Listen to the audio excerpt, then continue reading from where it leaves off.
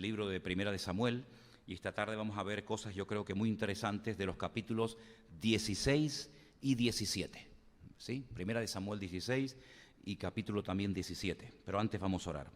Padre Celestial, te damos muchas gracias en esta tarde por este privilegio que nos das de estar aquí.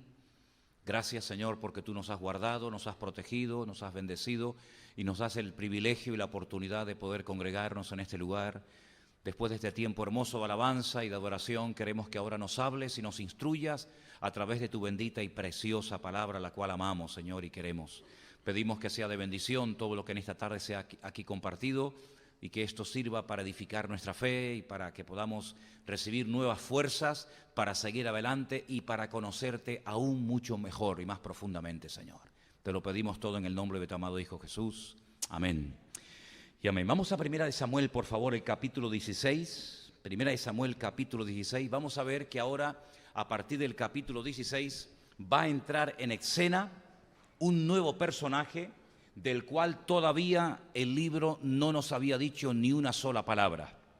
Hasta ahora habíamos hablado de Ana, habíamos hablado de Samuel, habíamos hablado de Elí, habíamos hablado de los hijos de Elí, estamos hablando de Saúl. Pero en esta tarde vamos a hablar de un personaje que, dicho sea de paso, es el personaje del cual se habla más en la Biblia. Si juntáramos todo lo que la Biblia dice acerca de David, podríamos llegar a casi 66 capítulos. Se habla más de David que de Abraham, que de Moisés o de cualquier otro personaje. Y vamos a hablar también hoy, por supuesto, de él. En el capítulo 16, empezamos a leer a partir del verso 1, dice así: el Señor le habla y le dice a Samuel: ¿hasta cuándo llorarás a Saúl, habiéndolo yo desechado para que no reine sobre Israel? Llena tu cuerno de aceite y ven, y te enviaré a Isaí de Belén, porque de sus hijos me he provisto de rey. Dijo Samuel: ¿cómo iré? Si Saúl lo supiera, me mataría. El Señor le respondió: toma contigo una becerra de la vacada y di: a ofrecer sacrificio al Señor he venido. Y llama a Isaí al sacrificio, y yo te enseñaré lo que has de hacer, y me ungirás al que yo te dijere. Versículo 4. Hizo pues Samuel como le dijo el Señor, y llegó él a Belén. Los ancianos de la ciudad salieron a recibirlo con miedo y le dijeron: ¿es pacífica tu venida? Respondió: sí, vengo a ofrecer sacrificio al Señor.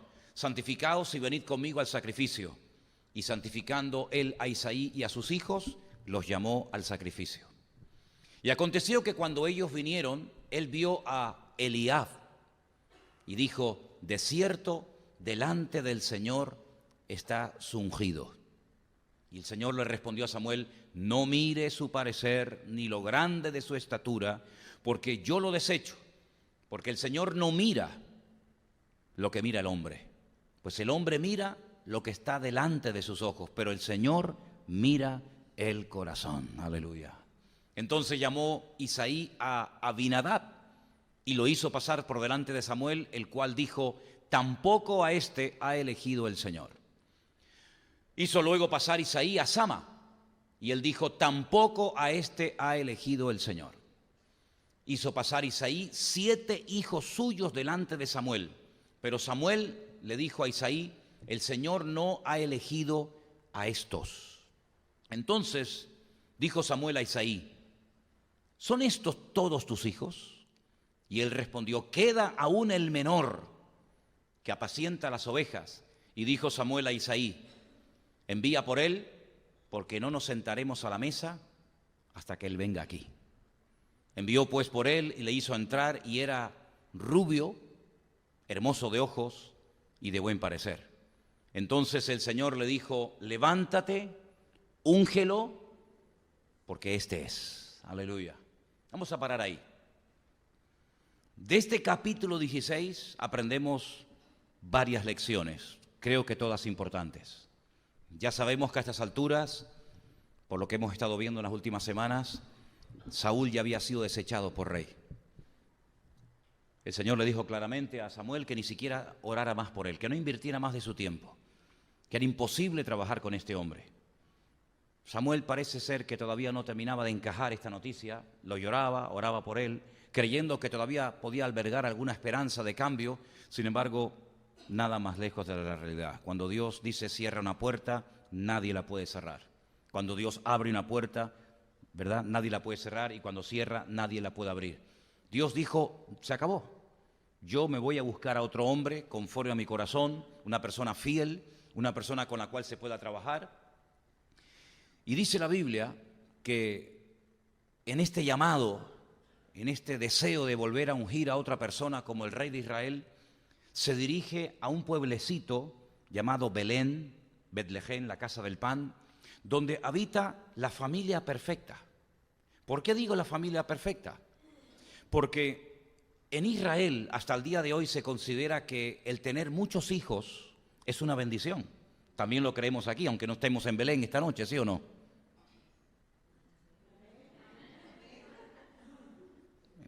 En fin, espero. Bienaventurado el varón que llenó su aljaba, ¿no?, dice la Biblia, ¿no? Bueno, pues este hombre no solamente había tenido 7 varones, sino que además habían sido 7 hijos. Es decir, el número 7 es el número de la perfección. Era la familia perfecta, 7 hijos y los 7 varones. Para algunos judíos es una desgracia nacer mujer o nacer gentil. De hecho, hay oraciones que hasta el día de hoy se hacen en Israel, donde dicen, te doy gracias, Señor, por no haber nacido ni mujer ni gentil. Fíjate lo que te digo.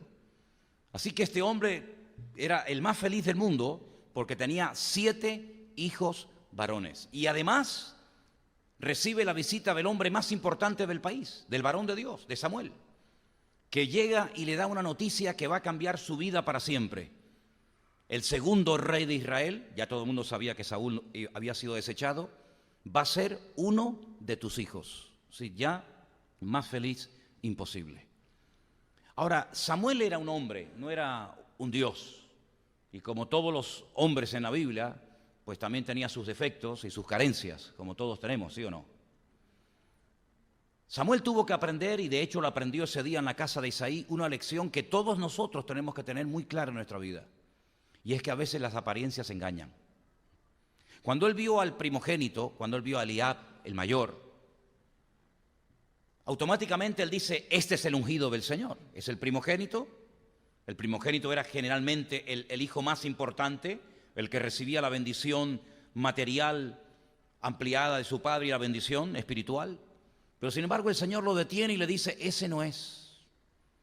Y no te dejes llevar por las apariencias, no te dejes llevar por lo que ven tus ojos, porque yo no observo eso.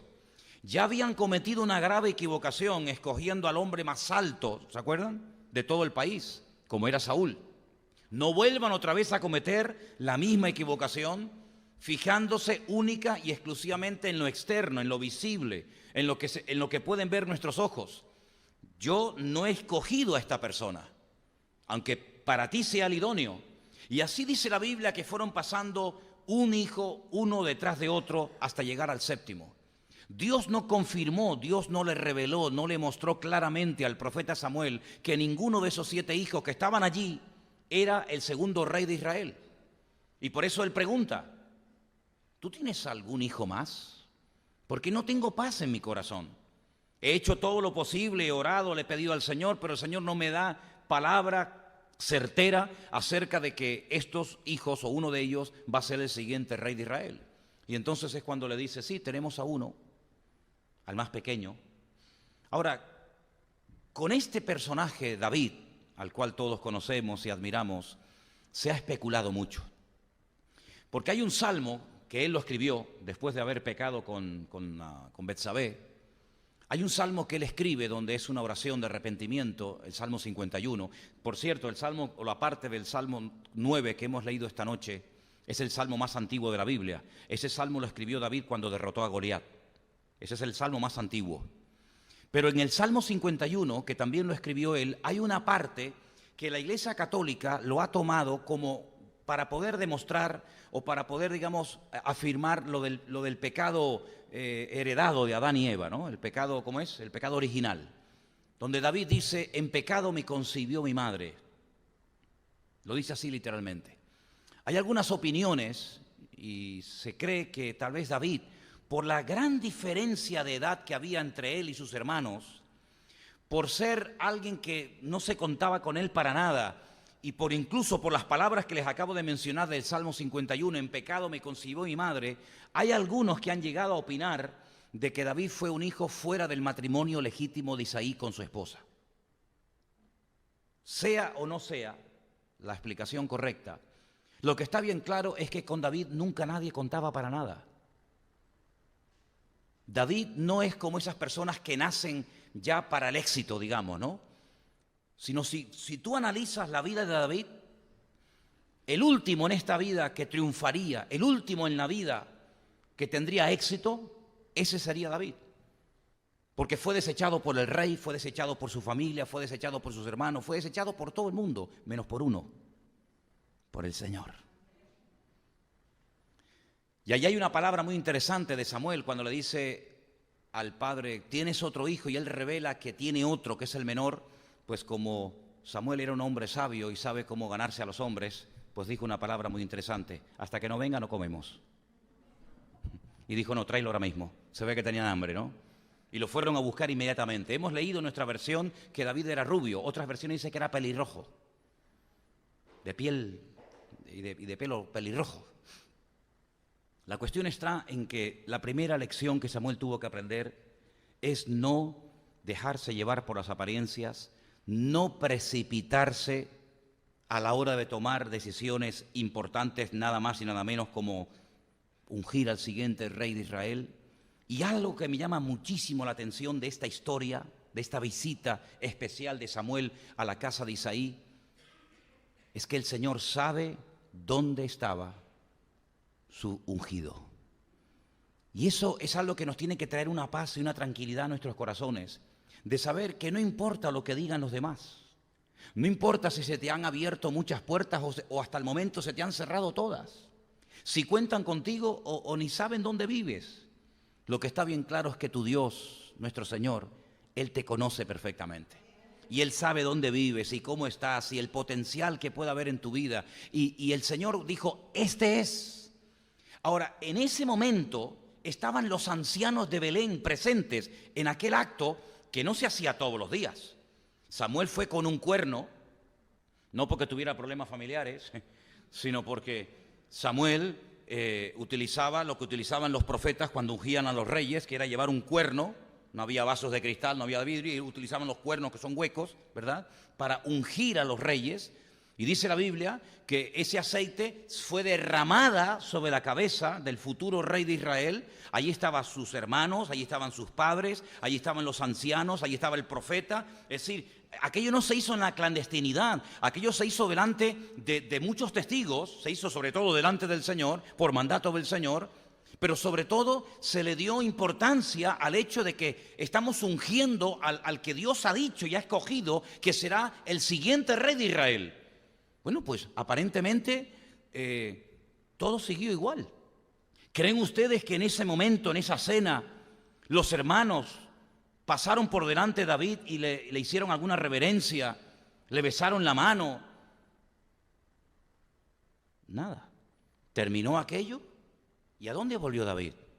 Al monte, a cuidar otra vez las ovejas. Todo aparentemente siguió igual, porque había sido ungido. Y dice que a partir de ese día el Espíritu de Dios estuvo sobre él constante y permanentemente. Es la única persona del Antiguo Testamento que permanentemente tenía el Espíritu de Dios sobre su vida. No es como otros personajes que iba y venía, ¿verdad?, el Espíritu de Dios en momentos puntuales, sino que sobre David estaba permanentemente la presencia del Señor. Pero él vuelve a la montaña a ocuparse de la responsabilidad que su padre le había pedido, y era cuidar un pequeño rebaño de ovejas. En esos mismos días, tal vez en ese mismo día, en esa misma semana, mientras en un lugar se estaba ungiendo al siguiente rey de Israel, mientras el Espíritu de Dios estaba viniendo sobre la vida de un personaje como David, en el palacio estaban pasando también cosas muy interesantes. En el versículo 14 del mismo capítulo 16 de Primera de Samuel nos dice que el Espíritu del Señor se apartó de Saúl. Sobre uno viene y del otro se aparta. ¡Qué tremendo! Y así como cuando vino el Espíritu de Dios sobre David, cambió su forma de ser, era otra persona completamente diferente. A partir de este momento, donde el Espíritu de Dios se aparta de Saúl y comienza a atormentarle un espíritu malo de parte de Dios, también en Saúl cambia completamente su forma de hablar, su forma de pensar, su forma de comportarse. Es otra persona, incluso muy peligrosa. Y dice en el versículo 15 que los criados de Saúl, al ver lo mal que estaba, le dijeron: he aquí ahora un espíritu malo de parte del Señor, de parte de Dios, te atormenta. Diga pues nuestro Señor a tus siervos que están delante de ti, que busquen alguno que sepa tocar el arpa, para que cuando esté sobre ti el espíritu malo de parte de Dios, él toque con su mano y tengas alivio. Y Saúl respondió a sus criados: buscadme pues ahora alguno que toque bien y traédmelo. Entonces uno de los criados respondió diciendo: he aquí, yo he visto a un hijo de Isaí de Belén que sabe tocar y es valiente y vigoroso y hombre de guerra, prudente en sus palabras y hermoso, y el Señor está con él. Vamos a parar ahí. Esta parte del libro de Samuel evidentemente no está en orden cronológico, porque se dice que era varón de guerra y aún David no había ido a la guerra, por lo menos según vamos leyendo. Evidentemente no es que sea algo incorrecto, no es que sea algo falso, sino que simplemente no está en orden cronológico esta historia, ¿vale? Pero quiero que se den cuenta de lo siguiente: este segundo rey de Israel que el Señor elige, David, tenía 5 características principales y las vamos a poner aquí para analizar cada una de ellas. Primero, David desarrolló una relación con Dios como nunca nadie había tenido hasta ese momento. Quiero pararme en esto, porque si había algo que destacaba, que diferenciaba a David de otras personas, sin lugar a dudas, fue su relación con Dios. Ahora, ustedes pueden decir: pero bueno, en aquel tiempo el pueblo de Israel también tenía una relación con Dios. Por ejemplo, Elí tuvo una relación con Dios, al fin y al cabo era un sacerdote. Samuel también tenía una relación con Dios, pero quiero matizar lo siguiente: David es la primera persona en la historia que comienza a decir cosas de Dios y a revelar cosas de Dios que hasta ese momento nadie las había dicho. David es la primera persona que dice que Dios es como un pastor. Él dice: el Señor es mi pastor y por lo tanto nada me faltará. Y es que él sabe, porque él es pastor, que una de las obligaciones principales de un pastor es cuidar de su rebaño y llevarlos a buenos pastos. Y él hace un paralelismo entre lo que él es y lo que él cree que también es Dios. Dios es el que me supervisa, el que me vigila, el que constantemente me está observando y mirando, el que pastorea y cuida mi vida. Por eso no tengo ningún temor si voy por algún lugar estrecho o oscuro. ¿Por qué? Porque su vara y su cayado me infunden aliento. Y él comienza a llamar a Dios mi luz y mi salvación. Nunca nadie había dicho esas palabras de Dios. Él comienza a dirigirse a Dios con una familiaridad y con una relación tan íntima y tan hermosa que si no fuera por David, nunca nadie se atrevió a dirigirse a Dios y a manifestarlo como él lo hacía. Y es que la relación que David tenía con Dios no era una relación religiosa. No era una relación de una vez al año vamos al templo o en este caso al tabernáculo, presentamos el sacrificio y nos vamos para casita hasta el año que viene. No era como muchos creyentes que tienen una relación con Dios religiosa, de culto, ¿no? Tengo relación con Dios el jueves cuando vengo al culto y le canto y le adoro, escucho su palabra y vuelvo el domingo y escucho su palabra y tenemos un tiempito de alabanza, pero el resto de la semana... No, David era una persona que tenía una relación tremenda de intimidad con Dios.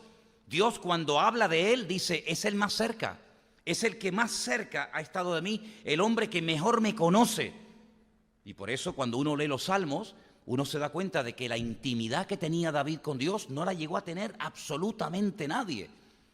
Uno se queda sorprendido de lo que es Dios, de lo poderoso que es Dios, es fortaleza, es castillo, es pronto auxilio en las tribulaciones, no infunde temor, al contrario, es un pastor que me supervisa, me ilumina el camino, me protege de noche, de día, me guarda, me sana, me bendice, me perdona, me alienta, me libera. Todo eso uno lo descubre leyendo los salmos, que son la revelación de la relación tremenda que David llegó a tener con Dios. Por eso este hombre marcó una diferencia en su época, por la relación tan grande, directa y personal que llegó a tener con el Señor.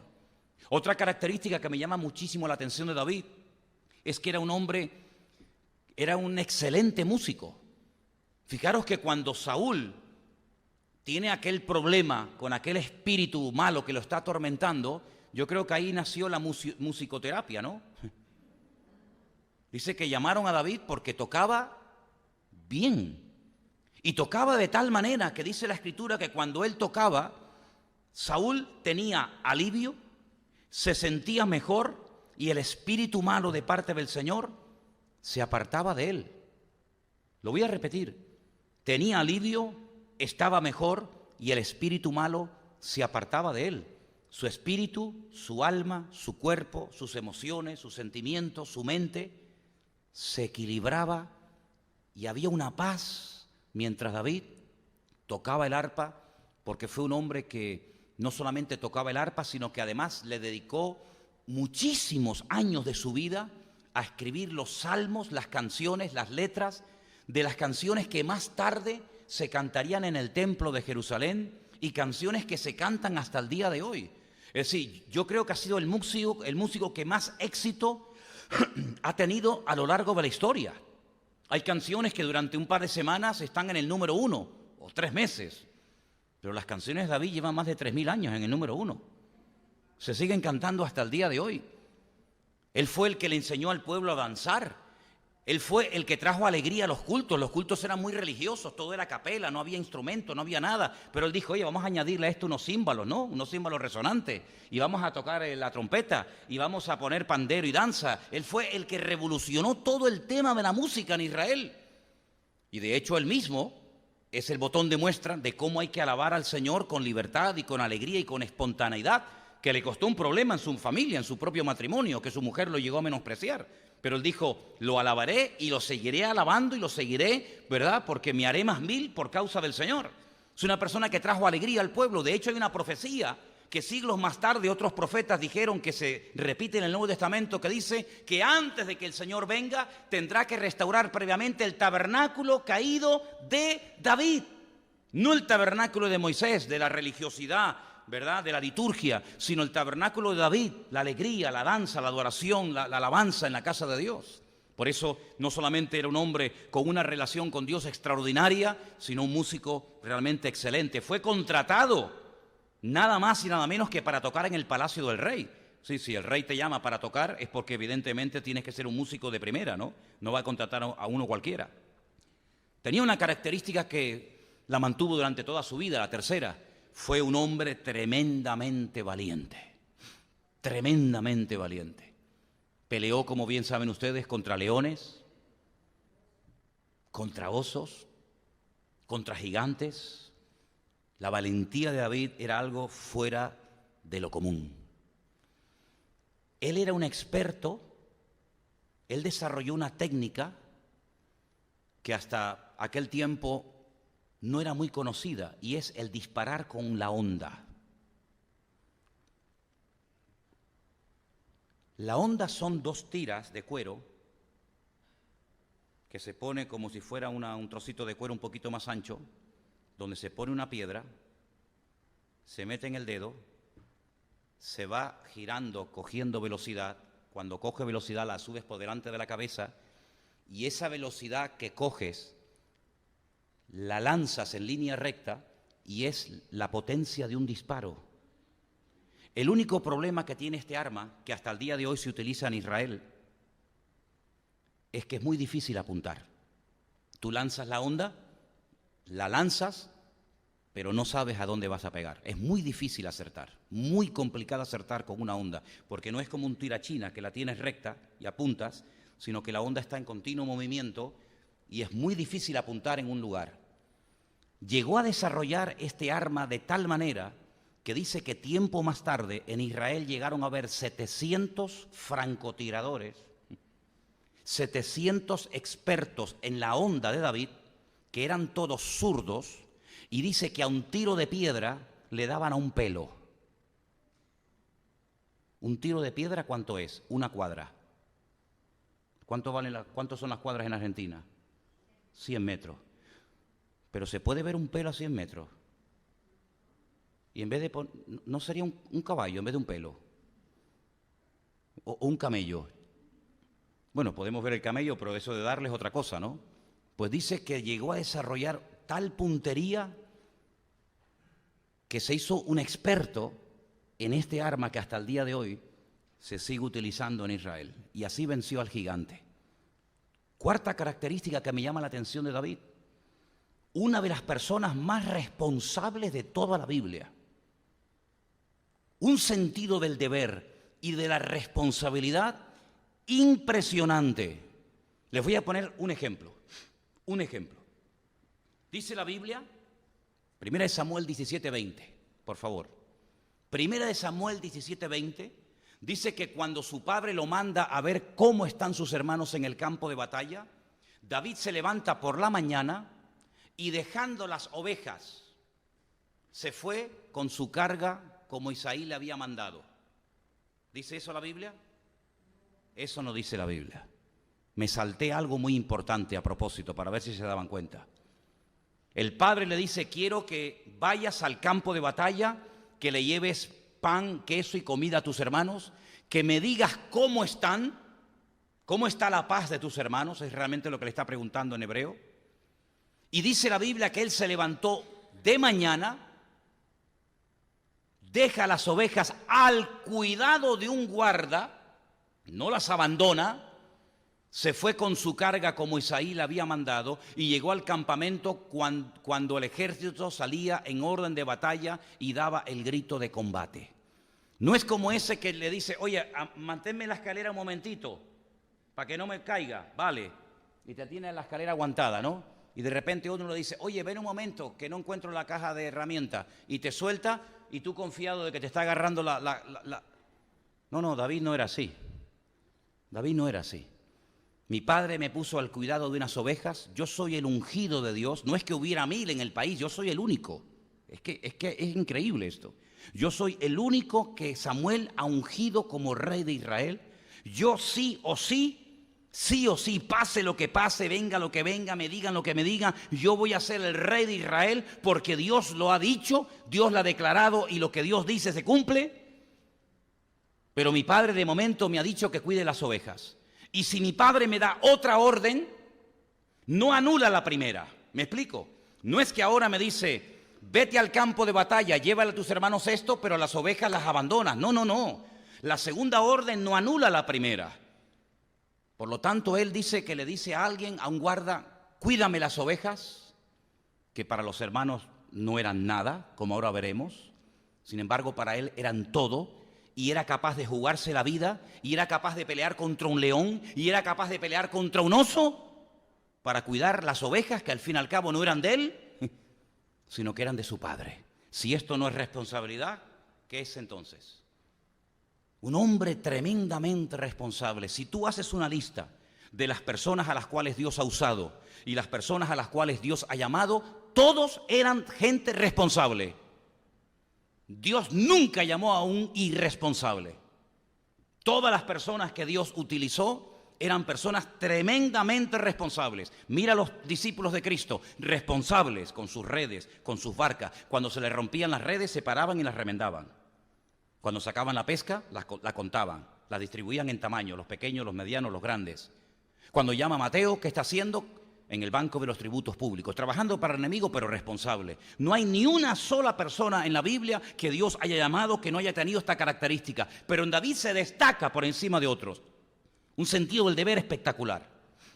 Y finalmente, algo que me llama mucho la atención, es que aprendió a respetar los tiempos. Él sabía perfectamente, todo el país sabía que Saúl había sido desechado como rey. Pero todavía el Señor no me ha dicho que tengo que ocupar su lugar. Él podía haberle dicho a los hermanos, todos de rodillas, bésenme los pies, lávenme las pies, bésenme el anillo o la mano, porque yo soy el siguiente rey de Israel. No, tú serás en el futuro el rey de Israel. De momento no eres nada. Eres una profecía incumplida que algún día se cumplirá si sabes esperar y aprender a confiar en el Señor. Es como José, que sabía lo que iba a ser en el futuro, un futuro brillante, un futuro espectacular, donde las estrellas, el sol y la luna, es decir, toda la familia, empezando por el padre, la madre, los hermanos, se iban a terminar inclinando a él, pero él se va también a cuidar las ovejas de su padre. Y quiero decirles que en los tiempos de la Biblia, lo peor de lo peor a lo que se podía dedicar un ser humano era a cuidar ovejas. A cuidar ovejas. Prueba de ello, que cuando Jacob desciende a Egipto, José le dice a su familia: ustedes saben que en esta cultura los pastores de animales están muy mal vistos, es de lo peor, por lo tanto ustedes no se mezclen con ellos, sino ustedes váyanse a la tierra de Gosén y vivan aparte, porque para los egipcios y para otras culturas ser pastor era lo peor, lo más bajo, lo más vil y menospreciado. Sin embargo, David, con la unción de Dios, conociendo los tiempos del Señor, se vuelve al monte a cuidar las ovejas de su padre y aprende a esperar los tiempos. Y cuando tiempo más tarde, ese rey que ya ha sido desechado por el Señor, entra a una cueva a hacer sus necesidades, y David está dentro y lo ve, no se levanta contra él y aprovecha la ocasión, sino que dice: que me guarde Dios de saltarme los tiempos del Señor, matar al ungido del Señor, sino que ya se encargará el Señor de hacerlo en su momento oportuno. ¿Cuántos dicen amén? Así que vamos a poner las 5 características de David, que son todas excelentes. Una tremenda relación con el Señor, que la mantuvo toda su vida. Era su punto fuerte. Un excelente músico que utilizó su don, porque era un don, para adorar a Dios, no para pegarse la gran vida, no para ser un juglar de esto que va por los pueblos buscándose la vida, sino que utilizó su arte musical para adorar a Dios y escribir uno de los libros más hermosos de la Biblia, que es el libro de los cánticos y de las oraciones, como es el libro de los salmos. Un excelente músico al servicio del Señor. Un hombre tremendamente valiente, porque sabía que el creador de los osos, el creador de los leones, era el Señor, por lo tanto todo está bajo el control de Dios. Nunca le tuvo miedo a nada ni a nadie.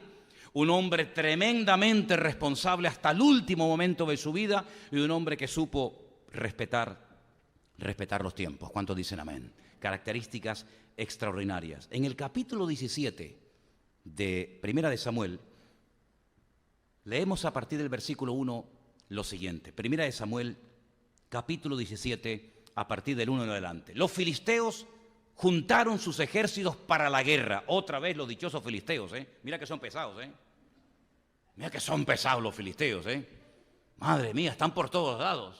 Se vuelven otra vez a juntar para la guerra, y esta vez se congregaron en Soco, en el territorio de Judá, y acamparon entre Soco y Aseca, en Efes Damín.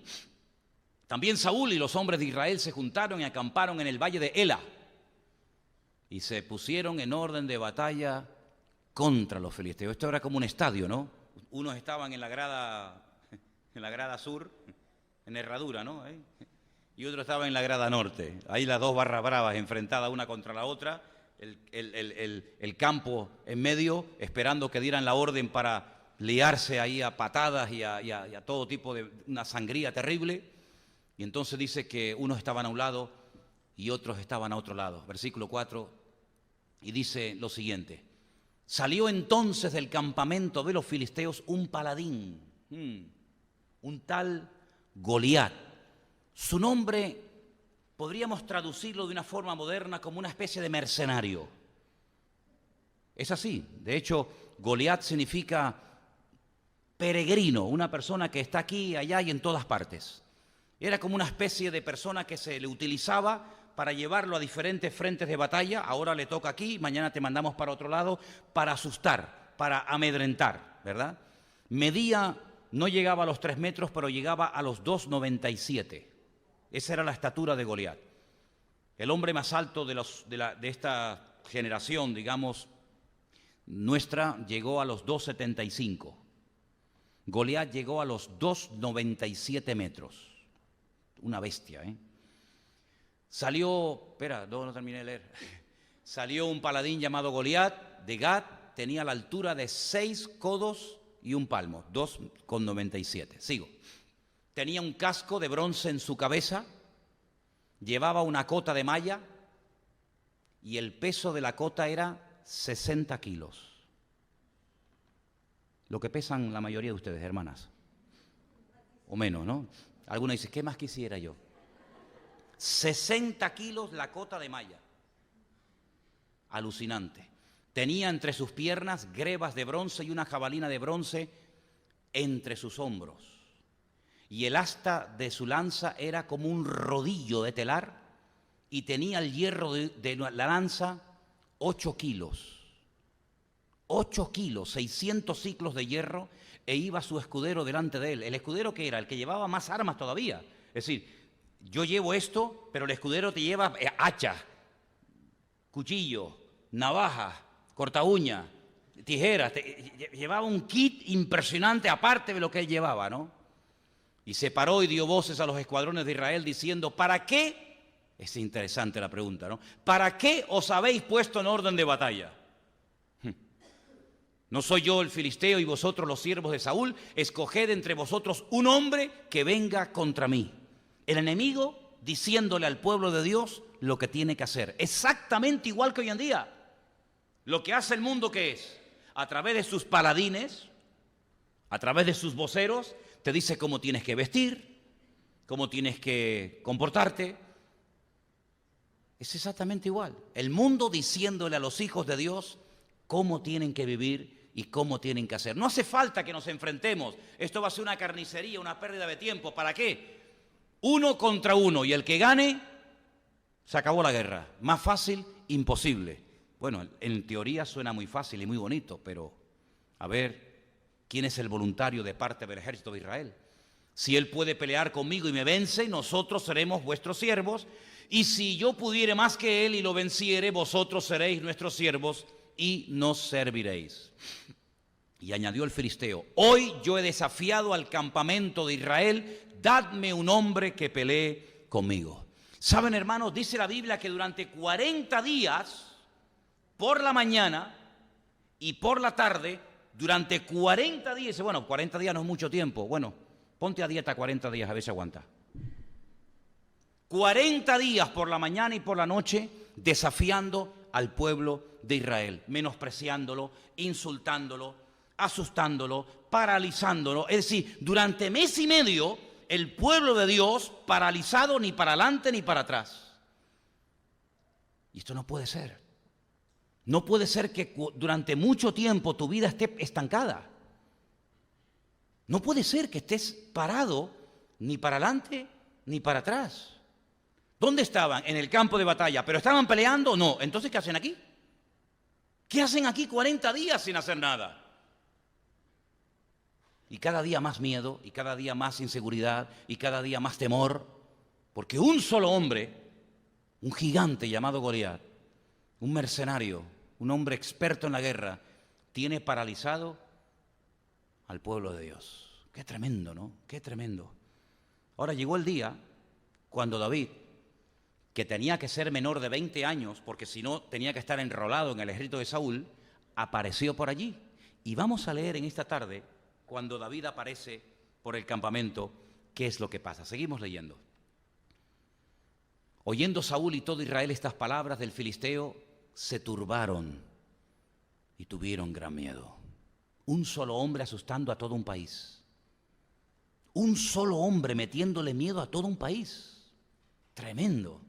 David era hijo de aquel hombre efrateo de Belén, de Judá, cuyo nombre era Isaí, el cual tenía 8 hijos. Ahora cuentan 8. ¿Antes no eran 7?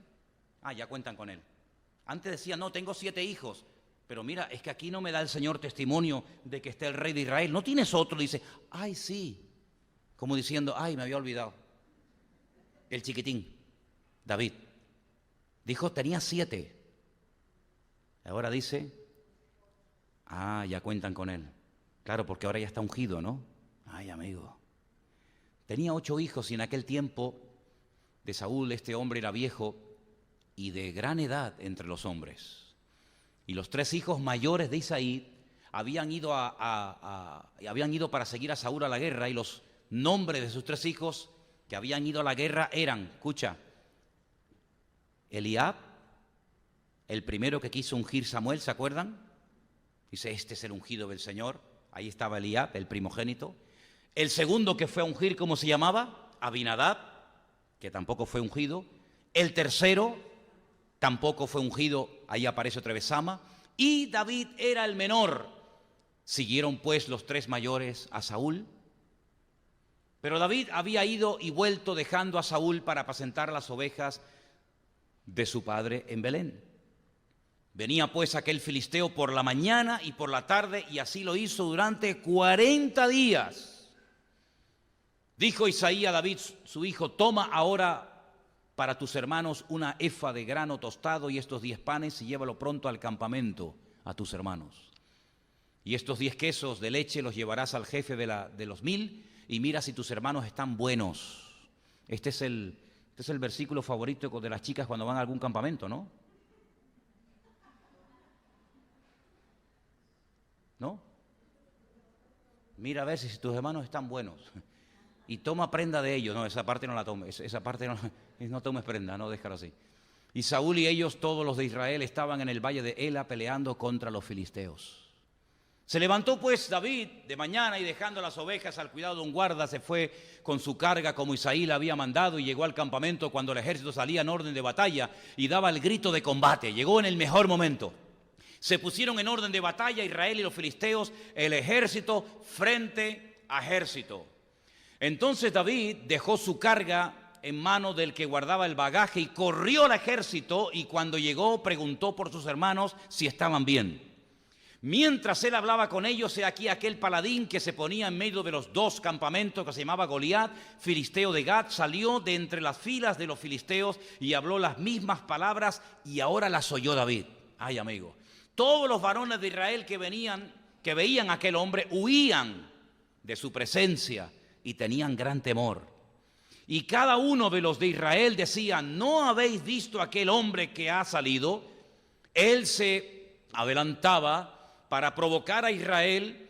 Al que venciere, el rey le enriquecerá con grandes riquezas, le dará su hija y eximirá de tributos la casa de su padre en Israel. Espera un momento.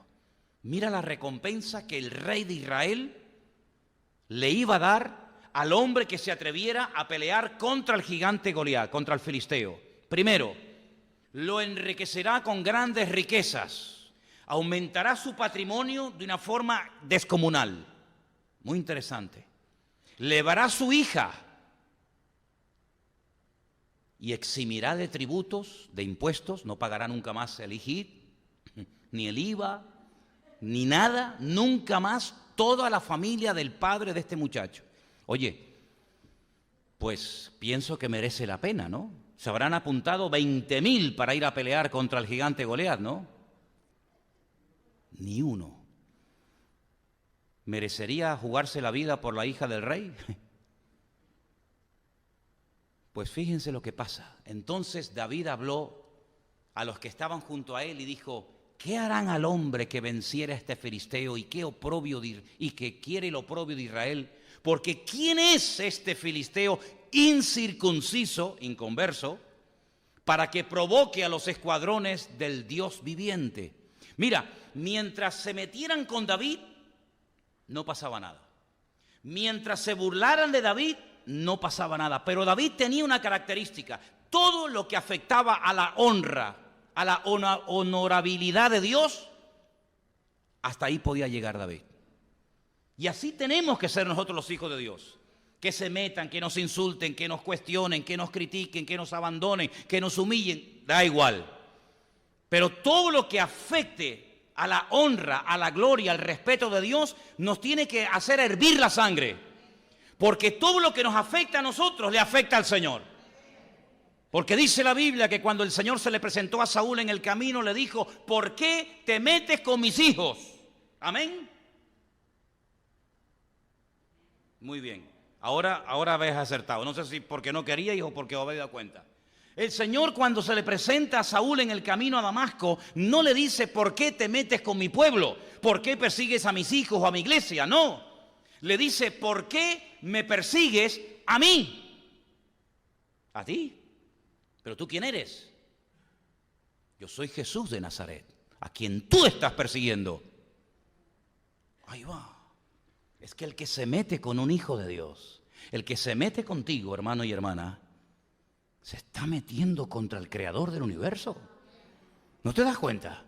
El que te toca a ti, toca a la niña de sus ojos.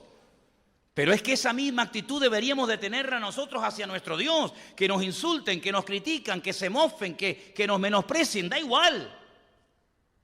Pero que toquen a nuestro Dios.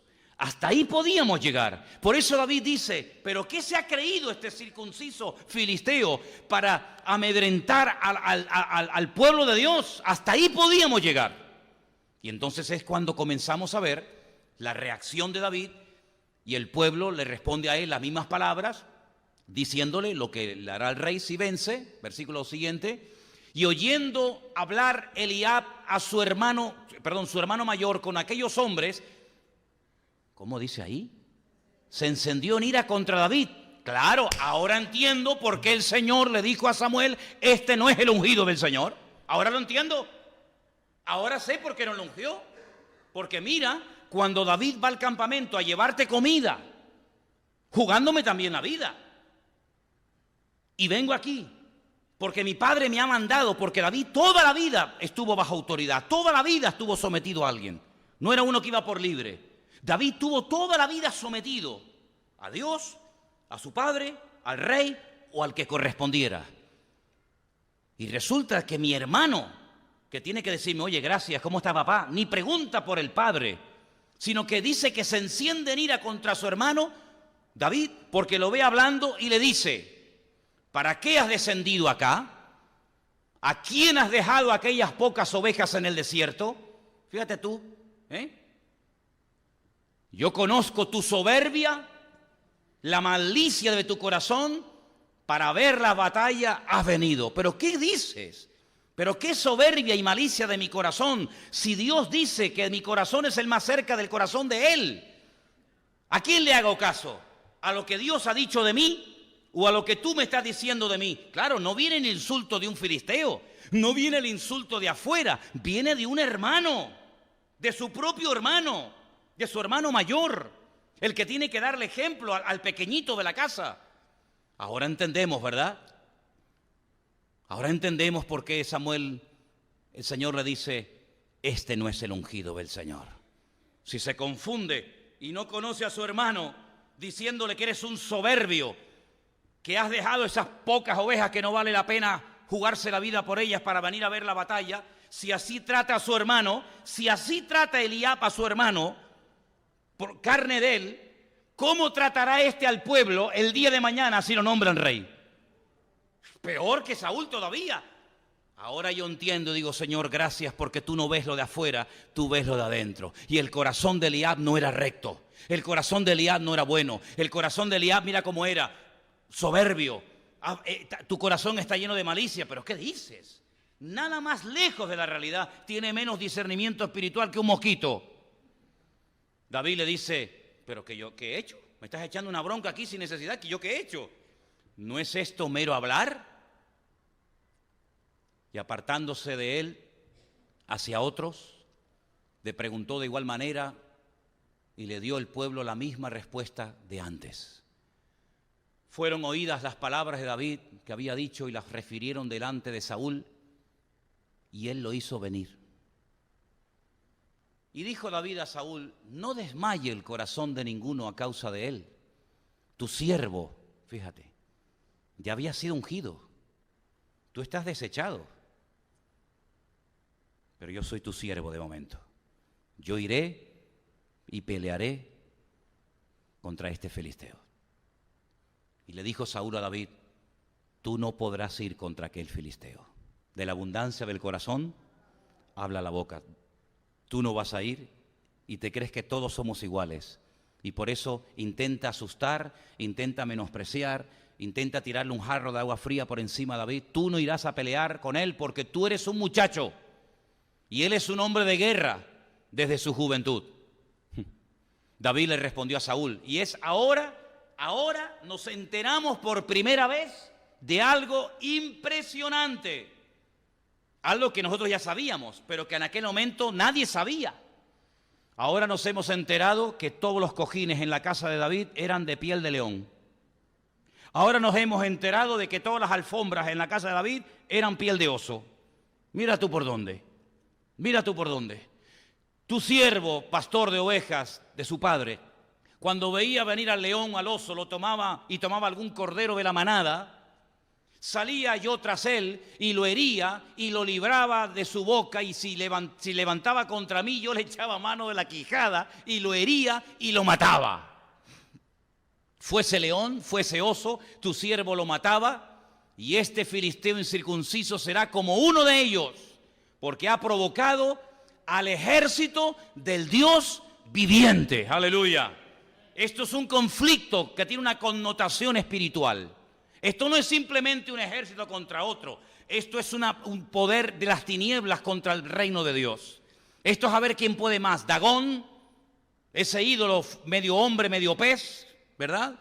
O el Dios de Israel, el Dios vivo y verdadero, al cual yo adoro y al cual yo sirvo, y con el cual yo tengo íntima comunión y relación con él. Él se está metiendo contra nuestro Dios. Ustedes lo ven todo desde un punto de vista muy horizontal, ¿verdad? Esto es un conflicto bélico como cualquier otro. Pero yo estoy viendo que por encima de esto se mueven demonios, se mueven poderes espirituales, y aquí lo que está en juego es la credibilidad de Dios. Y para eso yo he venido al campamento. Para poner a este tipo en su sitio y para que todos ustedes sepan que el Dios nuestro es el Dios vivo y el Dios verdadero. Madre mía, ¿cómo no va a escoger Dios a un hombre así? ¿Cómo no va a escoger el Señor a David? Entonces David dijo, el Señor me ha librado de las garras del león, de las garras del oso, y también me librará de la mano de este filisteo. Y Saúl le dijo a David, ve, qué espiritual, ve y el Señor esté contigo, hermano. Sí, pero tú no te meneas, tú no te mueves ni un milímetro, ¿eh? Que el Señor esté contigo. Daos fraternalmente la paz. Ya.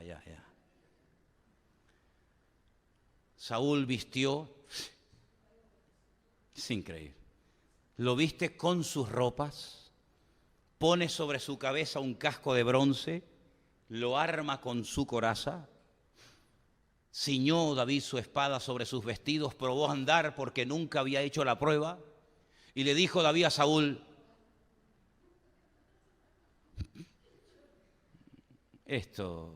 yo no puedo andar con esto, porque yo nunca practiqué. David tenía otras prácticas. David echó de sí todas aquellas cosas. Lo que no le sirven a los demás, tampoco te sirven a ti. Las guerras que tú no eres capaz de ganar con esa armadura que no sirve para nada, me la vas a encasquetar a mí, que encima no son ni de mi medida. Hazme el favor.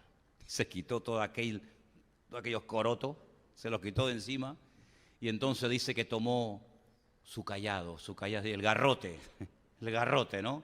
Lo tomó en su mano, escogió 5 piedras lisas del arroyo, las puso en su saco pastoril, en el zurrón que traía, y tomó su honda en su mano y se fue hacia el filisteo. El filisteo no es que venía hacia él. No, es que yo voy a ir hacia ti. Y el filisteo venía andando, acercándose a David, su escudero delante de él. Y cuando el filisteo miró y vio a David, le tuvo en poco. Otro más, oye, es que toda la vida, todo el mundo ha tenido en poco a este muchacho. ¿Tienes algún hijo? No, somos 7. Ay, espérate, el más pequeño. ¿A qué has venido a la guerra? Todo el mundo siempre menospreciando a David, menos uno. Dios nunca menospreció a David. Así que si te menosprecian o te han menospreciado los hombres, no importa. El que te tiene que valorar siempre lo hará, y es nuestro Dios. ¿Cuántos dicen amén? Cuando el filisteo miró a David, dice que lo tuvo en poco, era un muchacho, era rubio, de hermoso parecer. Y le dijo el filisteo a David: ¿soy yo perro para que vengas a mí con palos? Y maldijo a David por sus dioses. Esto es muy fuerte, ¿eh? Dijo luego el filisteo a David: ven a mí y daré tu carne a las aves del cielo y a las bestias del campo, tratando de profetizar, tratando de marcar el destino de David. Tu cuerpo va a servir para darle de comer a las aves del cielo y a las bestias del campo. Todo mentira, porque Satanás cuando habla, dice que habla mentira, porque es padre de mentira, mintió desde el principio y mentirá siempre porque nunca habitó la verdad en él. Por lo tanto, no le creas lo que dice el diablo, que tú no vales, que tú no sirves, que te van a matar, que no sé qué, que no hagas caso, porque aquí lo importante no es lo que diga Goliat, aquí lo importante es lo que dice el Señor. Y entonces David le dijo al filisteo: tú vienes a mí con espada, con lanza y con jabalina, mas yo vengo a ti en el nombre del Señor de los ejércitos, el Dios de los escuadrones de Israel, a quien tú has provocado. Ahí está la diferencia, ¿te das cuenta? Tú has provocado a Dios, tú te estás metiendo con Dios. Esta es una guerra con una connotación espiritual tremenda.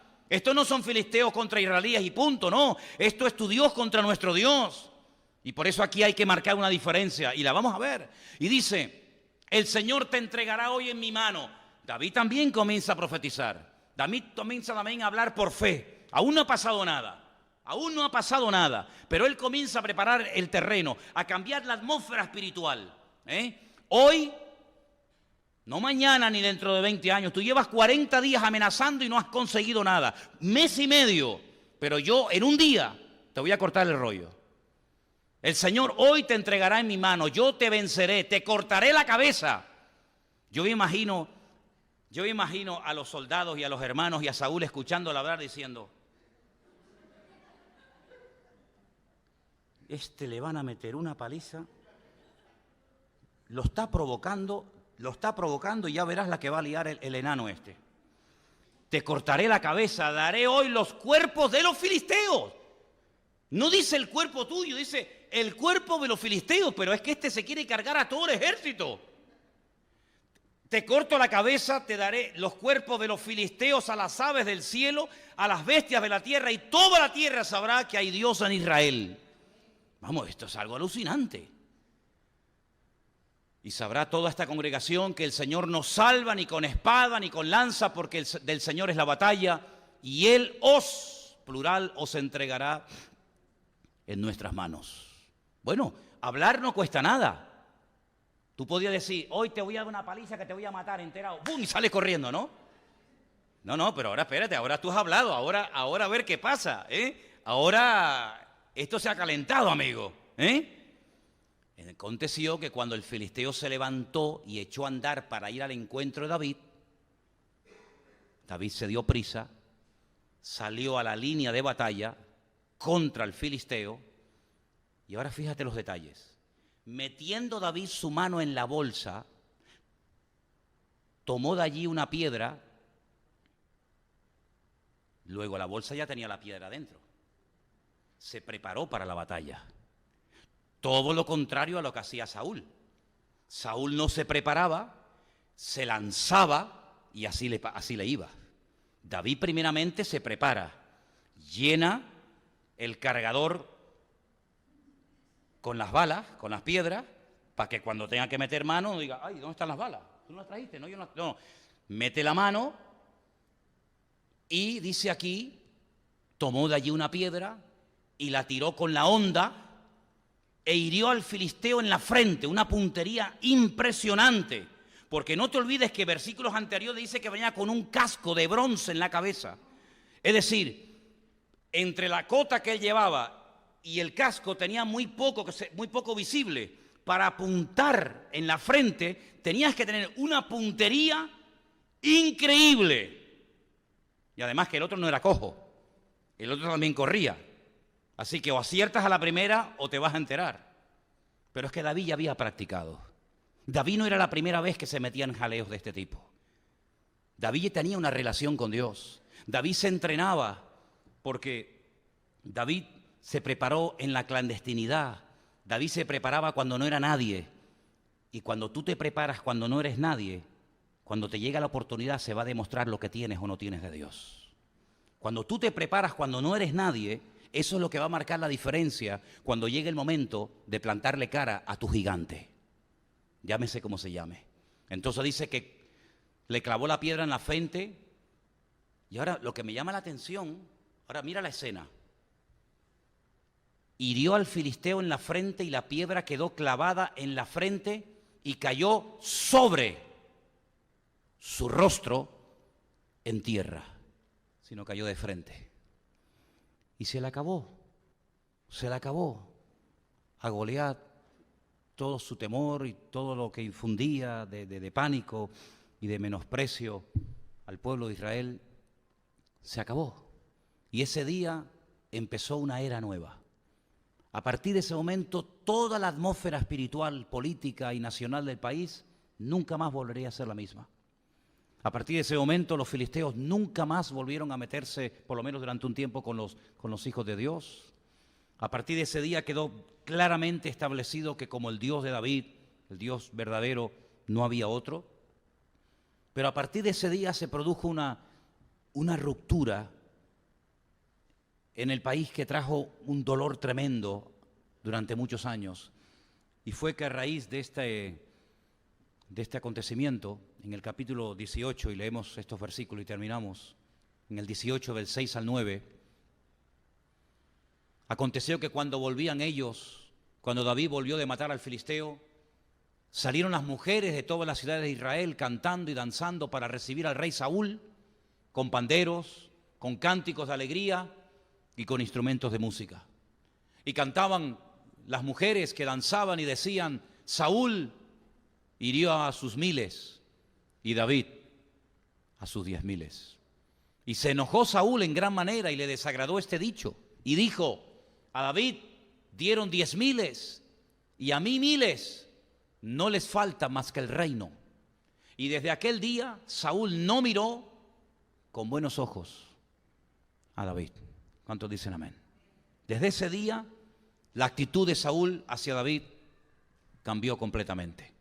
Y puede ser que el día que tú te plantes en serio en tu relación con el Señor y le plantes cara a tus miedos y le plantes cara a tus gigantes y vayas en serio contra ellos para destruirlos, puede ser que haya personas que cambien su actitud, la forma como te miren, la forma como se comporten contigo, pero forma parte del precio, entra en el paquete del precio que hay que pagar por querer agradar y por querer servir al Señor. Saúl tenía que haber hecho una fiesta en el país ese día para honrar a David. Gracias a él, al fin y al cabo, el país pudo respirar en paz durante años, pero fue todo lo contrario. La unción siempre trae persecución. La unción de David hizo que lo peor de Saúl saliera a la luz y al final cayera por su propio peso. Y así como cayó así como cayó David o tiró al gigante Goliat,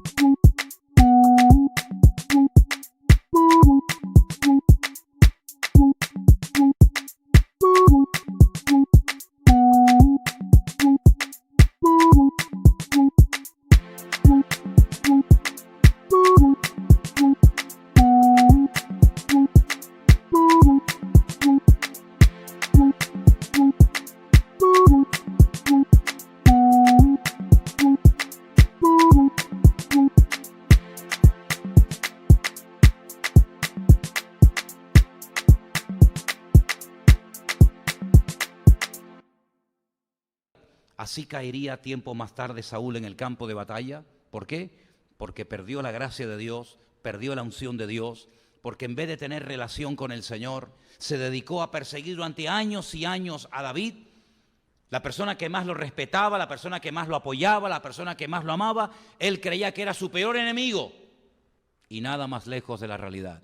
Así que a partir de ahora vamos a ver que Primera de Samuel habla cada vez más y más y más y más de David, y vamos a ver cómo Saúl entra en declive, termina tocando fondo, hasta que al final se quita la vida en lo alto de una montaña y definitivamente se termina este cáncer que durante tanto tiempo hizo tanto daño al país, y Dios levanta al verdadero rey, al que tenía que haber sido rey desde el principio, pero que por haberse precipitado el pueblo de Israel, ungieron, tomaron precipitadamente una decisión equivocada que sufrieron las consecuencias durante mucho tiempo, y al final, ¿para qué?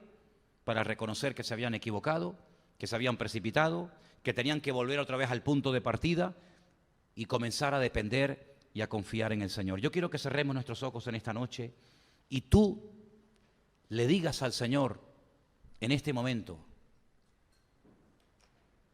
Señor, así como tú tuviste a David durante años en el más absoluto anonimato, preparándolo, tratando con su vida, hasta que llegó un momento en el que tú lo exaltaste y lo levantaste y lo pusiste como rey de Israel, yo te pido, Señor, que tú estés tratando con mi vida, que quites de mi vida todas aquellas actitudes, todos aquellos gigantes que se han querido levantar, tratando de asustarme, tratando de paralizarme, robándome o intentándome robar la paz, el gozo, la victoria, la bendición de Dios en mi vida. No permitas que ningún gigante durante más tiempo se levante y te robe la bendición y la paz del Señor. 40 largos días sufrió Israel a manos de aquel gigante llamado Goliat. Dice la Biblia que Goliat tenía 4 hermanos más, es decir, eran 5. Por eso David cogió 5 piedras del arroyo, por si acaso sus hermanos venían a atacarlo. Él ya estaba preparado. Pero dice la Escritura que los valientes de David fueron los que mataron a los hermanos de Goliat. Pero quiero que en esta noche les presentes tus gigantes al Señor y los puedas vencer en el nombre de Jesús. Goliat fue una amenaza durante tiempo, hasta que vino un hombre de Dios y se plantó y dijo: yo vengo contra ti en el nombre del Señor de los ejércitos, contra el cual tú te has levantado, provocando a los escuadrones de Israel. Y en esta tarde, con la autoridad de Dios, plántale cara a tu gigante y dile: basta. A partir de hoy, el único que se va a levantar en mi vida va a ser el poder de Dios. Dile adiós al miedo, dile adiós al complejo, dile adiós al temor, dile adiós a lo que te ha estado robando la tranquilidad y la calma en el hogar. Plántale batalla en el nombre de Jesús, sabiendo que el que está contigo es mayor que el que viene contra ti. No permitas que ningún gigante, llámese como se llame, domine tu tiempo, tu vida, sino que te levantes en esta noche en el nombre de Jesús y obtengas tu victoria a través de Cristo Jesús. Y te damos a ti toda la gloria y la honra, Señor, porque sabemos que tú estás con nosotros. Tú nunca nos abandonarás. Tú has prometido estar con nosotros todos los días hasta el fin del mundo. Y en esta tarde nos sometemos a ti. Y sabemos, Señor, que tú nos has estado preparando durante años, durante mucho tiempo, pasando por todo tipo de pruebas y dificultades para que podamos afrontar con victoria cualquier gigante que se quiera levantar en nuestro camino. Tomamos autoridad esta noche en el nombre poderoso de Jesús y pedimos, Señor, que nuestra vida esté libre de cualquier influencia mala, de cualquier hábito, vicios, ataduras, temores. que impiden que yo me levante victorioso en el nombre del Señor. Te doy gracias porque tú eres mi fortaleza, tú eres mi escudo, aleluya. Tú eres mi Dios todopoderoso, al cual alabo y bendigo en esta noche. En el nombre bendito de Jesús. Amén y amén. Nos ponemos de pie, hermanos, en esta noche, por favor.